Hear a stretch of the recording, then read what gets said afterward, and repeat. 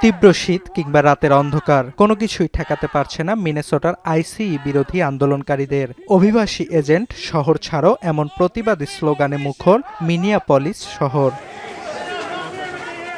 শনিবার অভিবাসন ইস্যুতে পাল্টাপাল্টি বিক্ষোভে রণক্ষেত্র মিনিয়াপলিসের সিটি হল এলাকা। ট্রাম্প সমর্থক ও কট্টর ডানপন্থী কর্মী জ্যাক ল্যাংয়ের ডাকে মার্চ এগেইনস্ট মিনেসোটা ফ্রড ব্যানারে অভিবাসন বিরোধী নীতির পক্ষে সিটি হলের বাইরে জড়ো হন বিক্ষোভকারীরা। এ সময় বিপরীত দিক থেকে আইসিই বিরোধী বিক্ষোভকারীরা তাদেরকে ঘিরে ফেললে দুপক্ষের মধ্যে উত্তেজনা দেখা দেয়। পরে আইনশৃঙ্খলা বাহিনীর কড়া নিরাপত্তায় সরিয়ে নেওয়া হয় জ্যাক ল্যাংকে। আলোচিত ক্যাপিটল হিলে হামলার ঘটনায় দোষী সাব্যস্তদের একজন ল্যাং, যাকে সম্প্রতি সাধারণ ক্ষমা ঘোষণা করেন মার্কিন প্রেসিডেন্ট।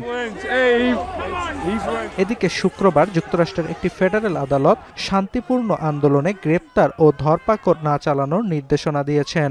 এমন সিদ্ধান্তকে স্বাগত জানিয়ে এটি মেনে চলতে কর্তৃপক্ষকে আহ্বান জানিয়েছে মিনিয়াপলিসের বাসিন্দারা।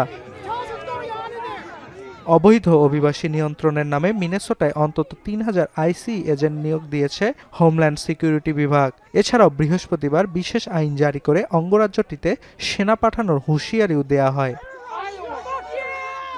অর্ণব প্রসাদ, এখন বিশ্ব।